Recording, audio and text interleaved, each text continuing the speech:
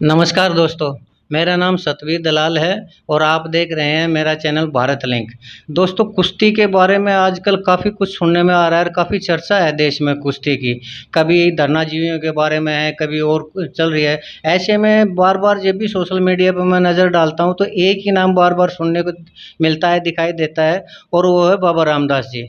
बाबा रामदास जी आज कुश्ती जगत में किसी परिचय का मोहताज नहीं है। उसके बारे में अगर कुछ भी कहा जाए तो वो बहुत कम होगा, क्योंकि वो शख्सियत इतनी बड़ी है कि कुछ भी ये कहना कि आप ये हैं, ये थोड़ा अनुचित होगा। लेकिन ये आज हमारा सौभाग्य है कि बाबा रामदास जी आज हमें मिल गए और मेरी काफ़ी दिनों से इच्छा थी कि मैं उनसे कुछ चर्चा करूँ, कुछ सवाल पूछूँ। तो आज चलिए बाबा रामदास जी से कुछ सवाल पूछते हैं। बाबा जी नमस्कार। नमस्कार जी। बाबा जी, काफ़ी दिनों से मैं देख रहा हूँ कि कुश्ती जगत में काफ़ी खलबली मच रही है, काफ़ी चर्चा चल रही है और रोज़ाना कुछ न कुछ ऐसी बातें सुनने में आ रही है और ऐसी बातें में जब भी कोई कुश्ती की चर्चा होती है तो आपका नाम ज़रूर होता है, तो आपकी वीडियो भी मैं अक्सर देखता हूँ। तो मैं कुछ सवाल आपसे पूछना चाह रहा हूँ। पहला सवाल तो मेरा ये है कि बाबा जी, आप इतने उग्र क्यों हैं? ये बताएँ कि आप इतना तेज़ उसमें कुश्ती के प्रति समर्पण है आपका, या ये इतनी उग्रता क्यों है आपके अंदर?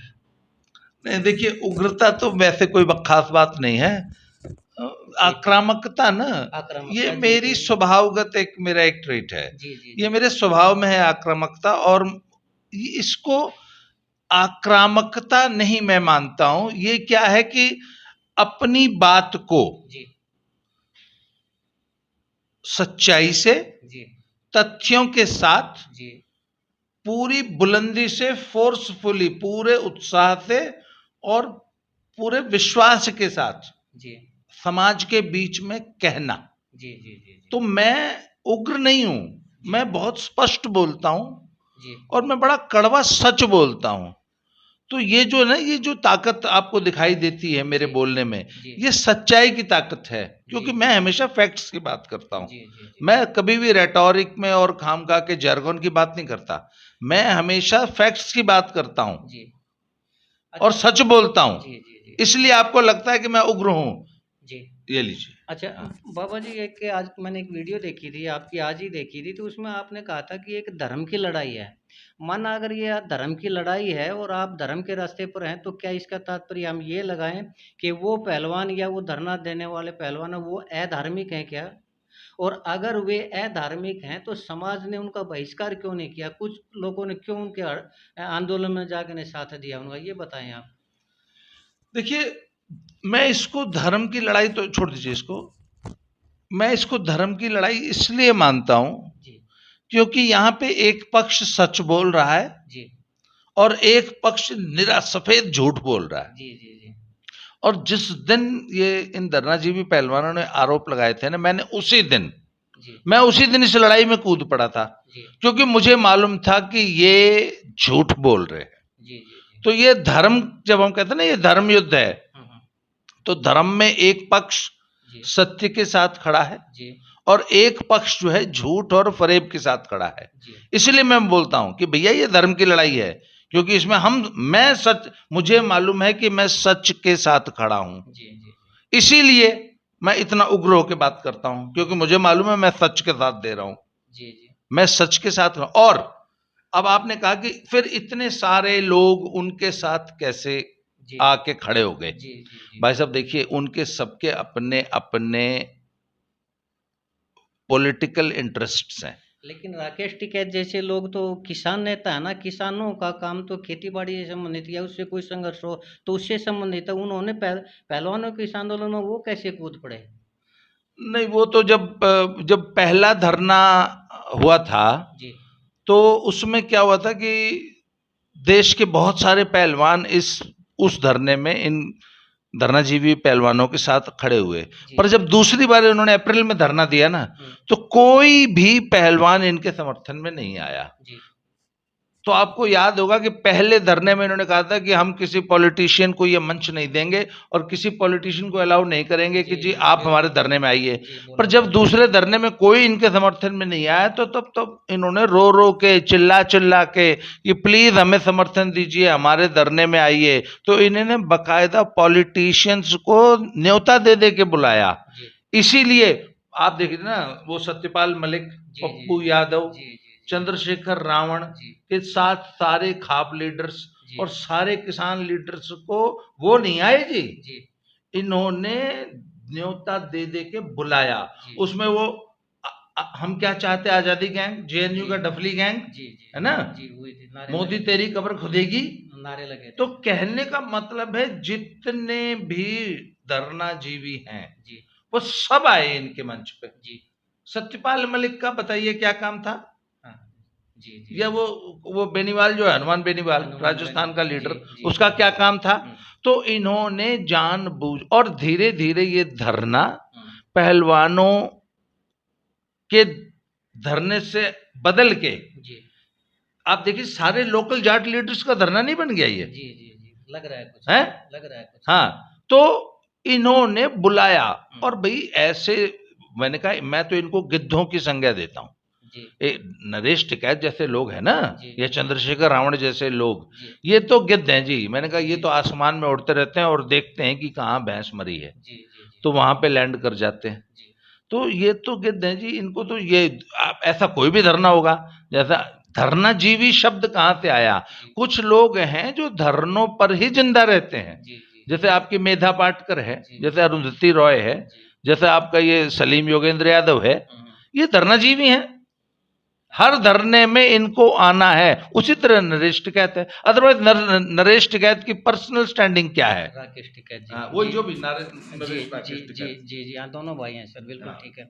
अच्छा सर ये जो पहलवान थे शुरू से ये कह रहे हैं कि जी हम ट्रायल नहीं देंगे, तो अगर ये ट्रायल नहीं देंगे और वैसे ही सीधे नाम इनके एशियन चैंपियनशिप में जाएंगे तो इनके बाद की जो लड़कियां हैं क्या उनका हक नहीं मारा जाएगा? और अगर उनका हक मारा जाएगा तो हर एक नेता ने आके ने स्टेज पर ये कहा था कि ये जी बेटियों के सम्मान की लड़ाई है, तो क्या अब दूसरी बेटियों का जो सम्मान ये जो धरनाजीवी हैं ये उस सम्मान को खत्म कर रहे हैं, तो अब वो नेता कहाँ गए? अब वो क्यों नहीं आवाज उठाते कि ट्रायल होनी चाहिए और दूसरी बेटियों को भी मौका मिलना चाहिए? अब उनके मुंह में क्यों दही जमी हुई है उन नेताओं के मुंह में जो ये कह रहे हैं बार बार कि हम बेटियों के सम्मान की लड़ाई लड़ रहे हैं?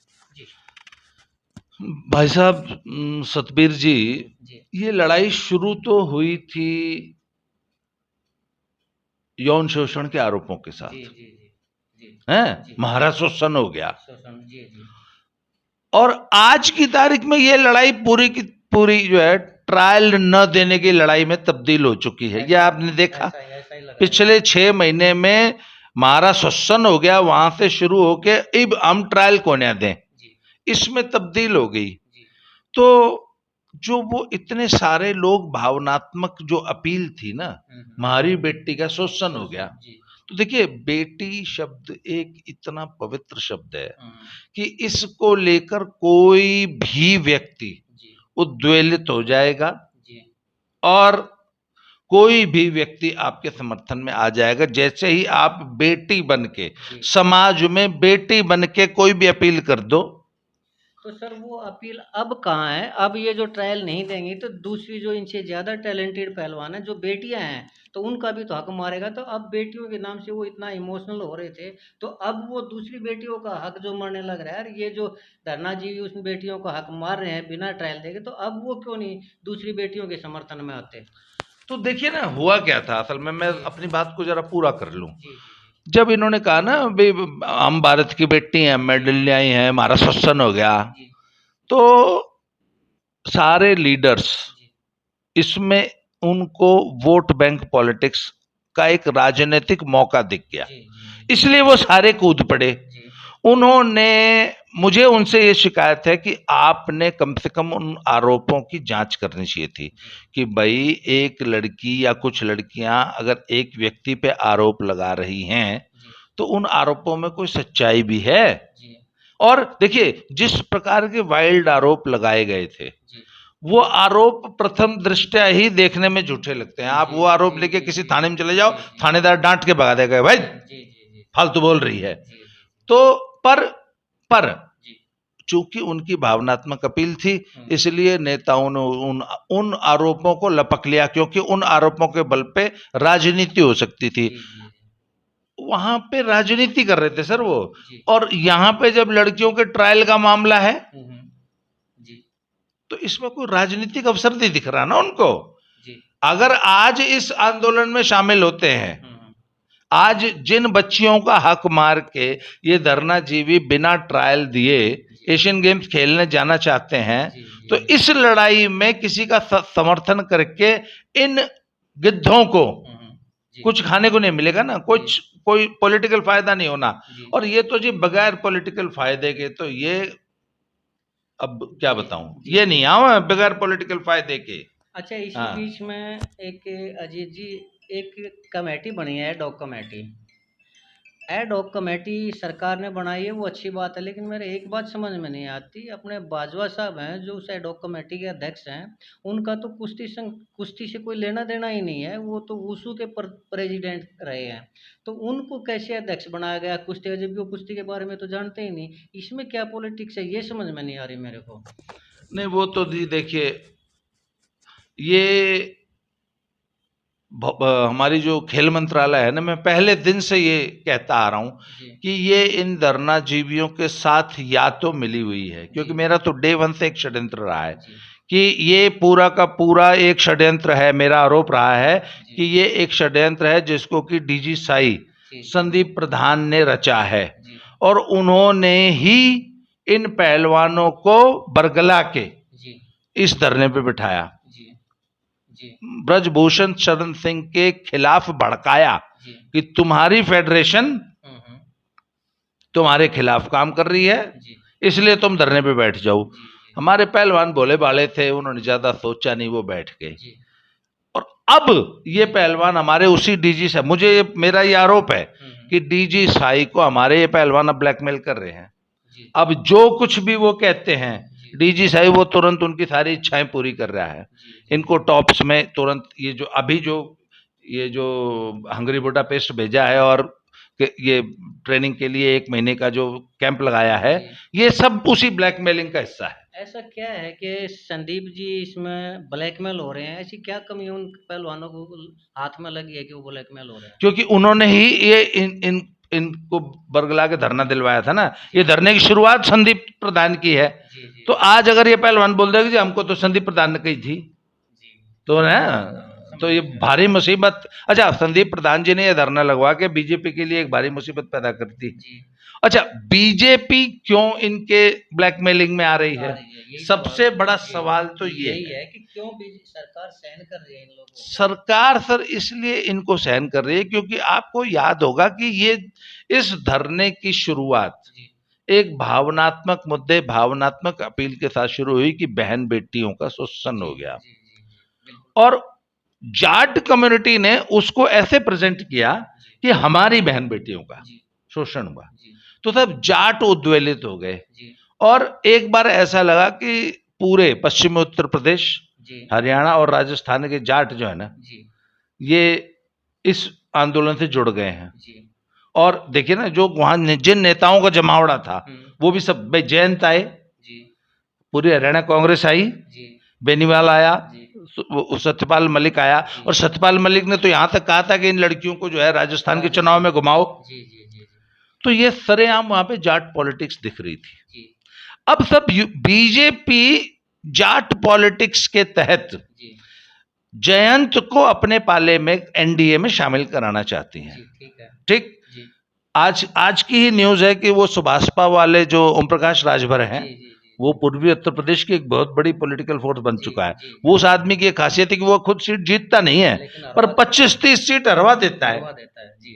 तो सर यही हाल जयंत का भी है। ये जो छोटी पार्टियां होती है ना, तब ये खुद सीट जीते चाहे ना जीते, आपको 25-30 सीट जितवा सकती हैं या हरवा सकती हैं। तो इसका तात्पर्य ये नहीं है कि सरकार भी ब्लैकमेल होने लगी? नहीं, ब्लैकमेल नहीं हो रही भाई, या गेम खेल रही है। आई एम सॉरी टू से कि ये जो आज की जो बीजेपी है ना सर, बीजेपी हाई कमांड है, इनके लिए सबसे ज्यादा जरूरी है वोट बैंक।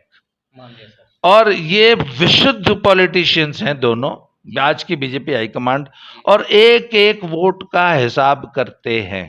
कोई भी पॉलिटिकल या सामाजिक निर्णय भी अगर लेते हैं तो उसमें सबसे पहले चेक करेंगे कि वोट का क्या नफा नुकसान है।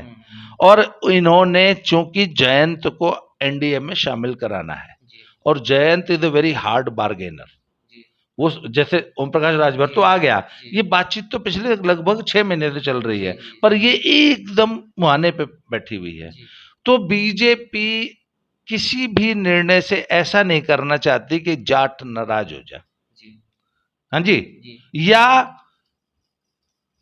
हमारे लीडर आई मीन जयंत के लिए जी कोई अप्रिय स्थिति पैदा हो जाए, हम्म, तो वो कहते हैं कि इस कुश्ती संघ वाले निर्णय को जी थोड़ा सा टाल दो। और इसीलिए इसी रणनीति के तहत जी ये WFI के चुनावों को भी थोड़ा आगे खिसका रहे हैं, जी क्योंकि ये जयंत के लिए असहज स्थिति पैदा नहीं करना चाहते। जी और ब्रजभूषण जो हैं जी वो जाटों के सामने हम्म, एक उनकी किरकिरी सी बना दिए गए हैं, है नहीं? छवि क्रिएट कर दी उनकी गई। छवि जानबूझ के इन लोगों ने ऐसी क्रिएट की है। जी तो उस छवि के कारण बीजेपी लीडरशिप थोड़ा फूंक फूंक के कदम रख रही है, जी और इसीलिए ये इनका थोड़ा सा नाजायज तुष्टिकरण कर रही है। जी अच्छा अजीत जी, शुरू में आप की जो मैं वीडियो देखा था उसमें आप कहा करते कि ये धरना पॉलिटिकल धरना है और ये शुरू ही किसी पार्टी की तरफ से करवाया गया है। तो आप क्या इस पर प्रकाश डालना चाहेंगे कि वो कौन सी पार्टी थी जिन्होंने बीजेपी के खिलाफ या सरकार के खिलाफ इन पहलवानों को बरगलाया या इनका कोई लालच दिया? क्या स्पष्ट रूप से आप नाम लेना चाहेंगे कि इस धरने के पीछे उस नेता का हाथ था? देखिए, हालांकि ये बहुत ज्यादा स्पष्ट तो अभी तक नहीं हो पाया, क्योंकि शुरू में देखिए जब ये धरना शुरू हुआ था ना, जी तब हमको ऐसा लगता था जी कि ये डीजी साई ने इन पहलवानों को भड़का दिया जी और ये एक दिन 2-4 घंटे बैठेंगे। और अंदर की जहां तक मुझे बातें मालूम है, जी मेरी भी बहुत सूत्रों से बात होती है, जी डीजी साई ने कहा था सिर्फ 2-3 घंटे बैठना होगा। जी जी जी और ओरिजिनल धरने में जी जॉन शोषण के आरोप लगाने का कोई प्लान नहीं था। हम्म पर ये प्रोफेशनल धरनेबाज तो है नहीं, हम्म ये तो बेचारे सीधे साधे पहलवान है। जी यौन शोषण वाली बात कुछ पत्रकारों ने विनेश के मुंह से निकलवा ली। जी जी जी तो फिर उससे पीछे तो, हटने का उसका वो तो नहीं था। एक बार जब मुंह से निकल गई तो वहां पे कोई समझदार आदमी होता तो उस बात को कंट्रोल कर लेता। कंट्रोल कर लेता। वो कंट्रोल हुई नहीं। जी फिर चूंकि उस बात को मुंह से निकल गई थी, जी तो जी उसको जस्टिफाई करने में ये रायता लंबा फैल गया। आगे की तरफ बढ़ते तो गया जब और ये रायता लंबा फैला ना, जी तो उससे पहले भी ये फेडरेशन की भी लड़ाई थी, फेडरेशन जी पे कब्जे की लड़ाई थी। ये असल में कौन कब्जा करना चाह रहा था? बहुत सारी पॉलिटिकल फोर्सेस हैं। जी सबसे पहले तो ये आरोप खुद खेल मंत्रालय पे भी लगता है। लेकिन ब्रजभूषण जी का तो कार्यकाल ही खत्म होने लग रहा था, वो तो इससे आगे बढ़ ही नहीं सकते थे। तो फिर ब्रजभूषण जी की छवि को खराब करने का क्यों प्रयत्न किया गया? नहीं, वो बेशक उनके 3 कार्यकाल समाप्त हो चुके हैं, जी परंतु उनका होल्ड, जी जी जी देखिए ये है एक चुनाव, जी इसमें 50-55 बाकायदा वोटर्स वोट देते हैं। जी जो खेल संघ होते हैं ना, जी जी जी इनके पदाधिकारी वोट देते हैं। जी तो वो वोट्स अच्छा, आपको तो मालूम है भाई, जी जिसके पास में मुख्यमंत्री कौन बनता है, जी जिसके ज्यादा एमएलए वो मुख्यमंत्री। बिल्कुल बिल्कुल सर बिल्कुल तो सब कुश्ती संघ का अध्यक्ष कौन बनता है, जी जिसके बाद ज्यादा कुश्ती संघों के वोट, जी वो कुश्ती संघ का अध्यक्ष। हम्म, तो सब वो कंट्रोल अभी भी ब्रजभूषण शरण सिंह के पास ही है। जी जी इसलिए तो इस बात इसलिए का वो खुद बने चाहे ना बने, जी जी कंट्रोल कुश्ती संघ का उनके हाथ में ही रहेगा। तो फिर इस आंदोलन का तो कोई औचित्य ही नहीं रहा। जो जिन पॉलिटिकल पार्टी ने आगे किया पहलवानों के कंधे पे बंदूक रखी, तो जब उन्हीं का होल्ड रहेगा तो उनकी तो सारी फेल होगी, उन ताकतों की लड़ाई तो फेल होगी सारी। ये तो जी ब्रजभूषण शरण सिंह जी का राजनीतिक कौशल है, जी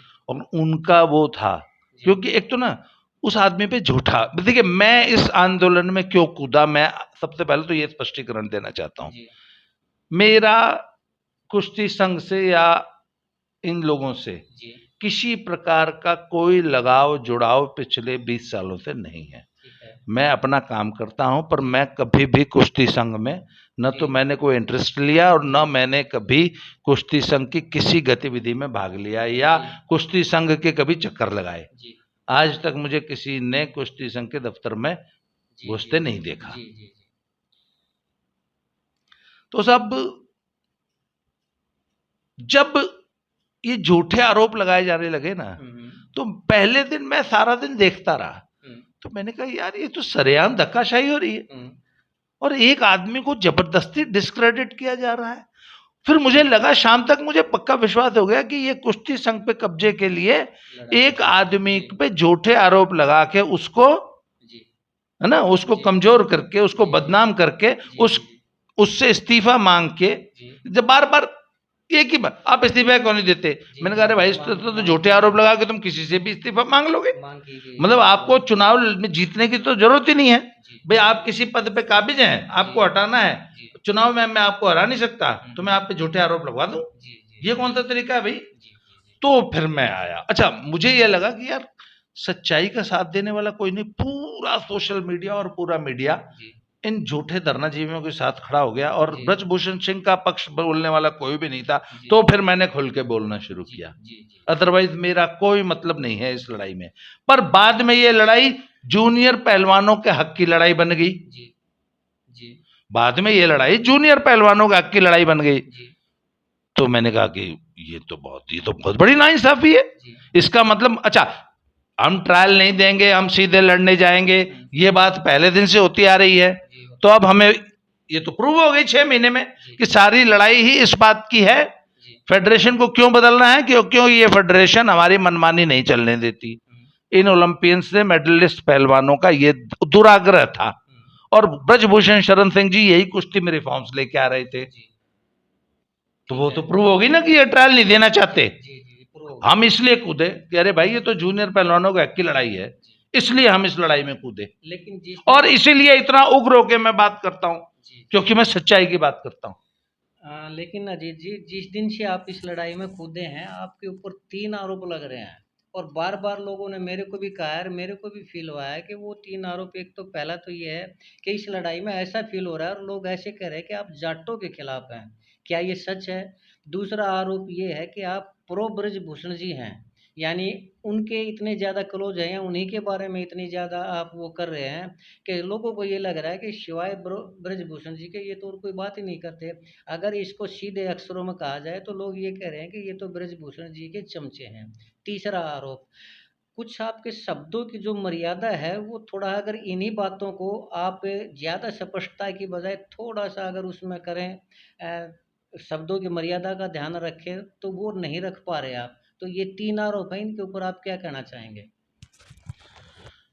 देखिए सर, बात यह है कि मैंने इसको धर्म युद्ध का नाम दिया था ना, जी जी। तो जब धर्म युद्ध हुआ था ना, कुरुक्षेत्र का युद्ध हुआ था, तो उसमें 2 पक्ष थे, कौरव पांडव जी, 2 पक्ष थे। तो मेरा ये मानना है कि इस धर्म युद्ध में एक तरफ कौरव हैं और एक तरफ पांडव है, मेरा ये स्पष्ट मानना है। कौरव वो हैं जो झूठे आरोप लगा रहे हैं, जिन्होंने जॉन शोसन के झूठे आरोप लगा के एक आदमी को डिस्क्रेडिट करके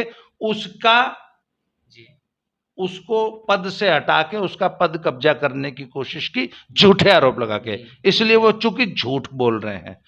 ब्रजभूषण सिंह पे झूठे आरोप लगाए गए हैं जबकि वो आदमी सही है, इसलिए मैं, अच्छा भाई देखिए ना, 2 पक्ष हैं, एक वो आरोप लगाने वाले, एक जिसके ऊपर आरोप लगाए गए, तो ये आदमी सच बोल रहा है, वो लोग झूठ बोल रहे हैं। अब जो झूठ बोलने वाले थे उन्होंने जाट आइडेंटिटी ओढ़ रखी है। मैंने जाटों के खिलाफ एक भी शब्द नहीं बोला, पर वो खुद को जाट कहकर लड़ रहे हैं, वो प्रेजेंट करते हैं कि हम जाट हैं, इसलिए हमारा विरोध करने वाला जाट विरोधी हो गया। मैंने कहा no, you by chance happen to be Jat, पर मैं यहां आपका विरोध कर रहा हूं। आप एज एन इंडिविजुअल, मैं विनेश फोगाट और बजरंग पूनिया और साक्षी मलिक के झूठ का विरोध कर रहा हूं। सुनिए, उनके झूठ और फरेब का विरोध कर रहा हूं। मैं जातीय पॉलिटिक्स नहीं कर रहा हूं, पहली बात। और लड़ाई में आपको किसी का पक्ष तो लेना पड़ेगा, तो यदि मैं आपका विरोध करूंगा तो मैं ऑटोमेटिकली दूसरे का पक्षधर हो गया, क्योंकि मैं उसके पक्ष, अच्छा मैं मुंह से नहीं बोलता, मैं फैक्ट्स लेके आता हूं सामने, ठीक। और दूसरी बात है शब्दों की मर्यादा।